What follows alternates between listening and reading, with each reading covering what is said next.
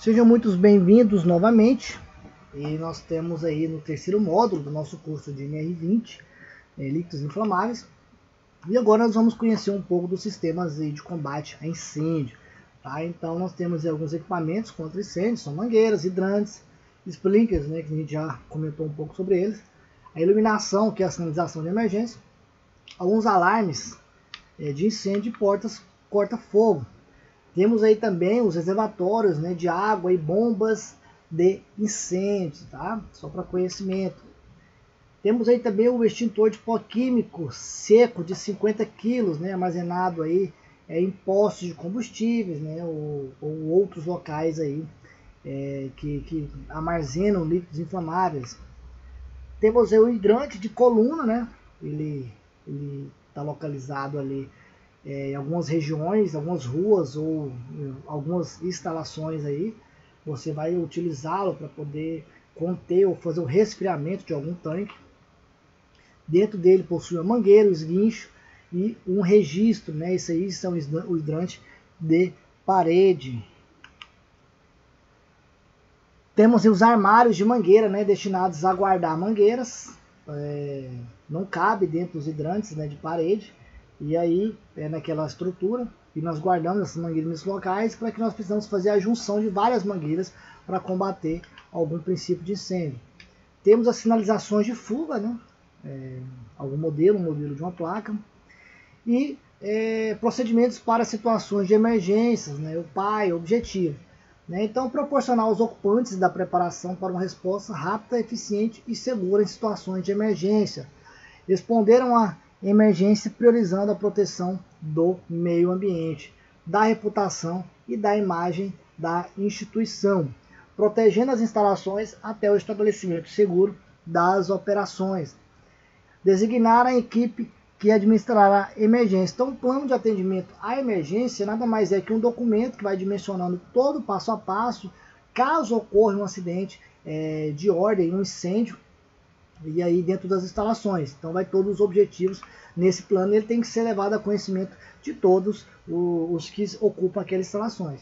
Então, considera como emergência situação especial decorrente de acidente e incidentes de qualquer natureza, capaz de provocar danos a pessoas, equipamentos ou ao meio ambiente, exigindo para o seu controle e eliminação a interrupção obrigatória imediata das rotinas normais de trabalho, podendo ser emergência de médio porte, né, que é a emergência cujo controle demanda o envolvimento de brigada de emergência, local em que não havendo pronto combate ou controle pode implicar em prejuízos humanos, materiais e ou ambientes com riscos de comprometimento da continuidade operacional do setor atingido. O objetivo também é definir relação e responsabilidades da equipe de atendimento à emergência, definir os procedimentos a serem seguidos em caso de emergência, documentar todos os recursos utilizados nas ações de controle e extinção da emergência, cumprir a lei e normas vigentes. Considera-se como emergência situação especial decorrente de acidentes e incidentes de qualquer natureza, né? Temos aí a emergência de pequeno porte, a emergência decorrente de pequenos focos, que são imediatamente combatida com recursos humanos e materiais disponíveis no local da sua ocorrência.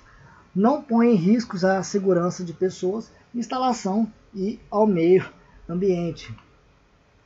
Temos aí também a de grande porte, né? Ela é a emergência que põe em risco a segurança das pessoas, instalações, produtos e ou meio ambiente, atingindo grande parte das áreas de estabelecimento e comprometendo a continuidade operacional, necessitando para o seu controle a intervenção do Corpo de Bombeiros. As situações de emergências podem, na maioria dos casos, serem prevenidas ou pelo menos controladas através de um bom planejamento, fazendo com que suas consequências possam ser praticamente significantes. Elas podem ser de diversas formas: incêndios, acidentes naturais, interrupção no fornecimento de energia, vazamento de gás, vazamento de líquidos combustíveis, queda de balão, acidente de pessoas graves.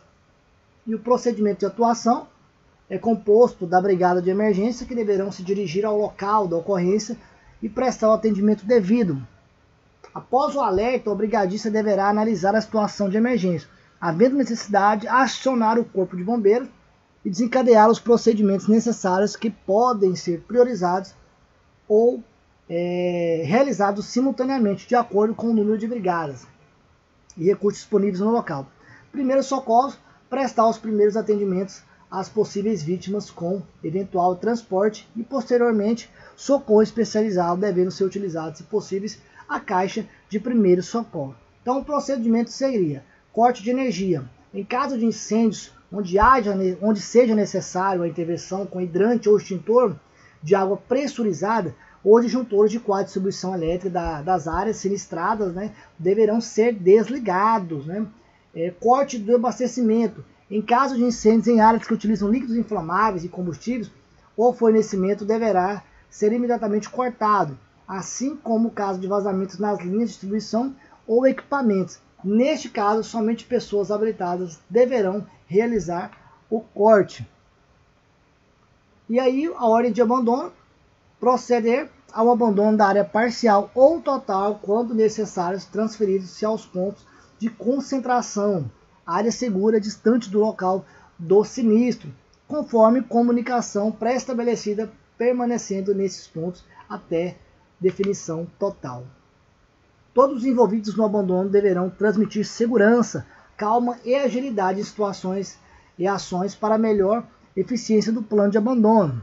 Estabelecemos como regra o ritmo dos passos, que serão de caminhada rápida, e isolamento da área.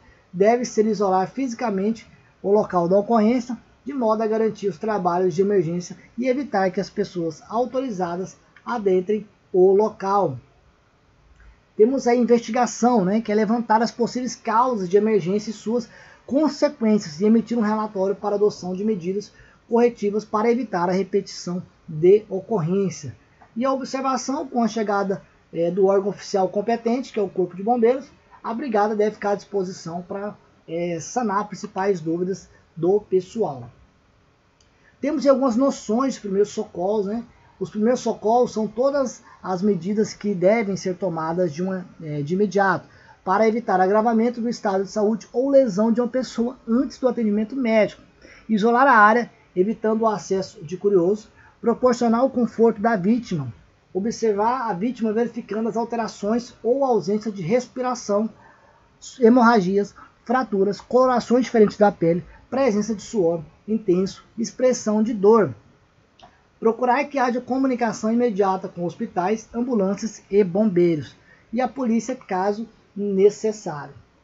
E antes de que possam iniciar operações efetivas de reação a um acidente, com materiais perigosos inflamáveis, deve-se obter a maior quantidade de informações possíveis a respeito da identidade do produto, como também ao acidente, identificar-se o produto envolvido e depois que se faz uma avaliação do que aconteceu, está acontecendo e por que está acontecendo ou até pode acontecer.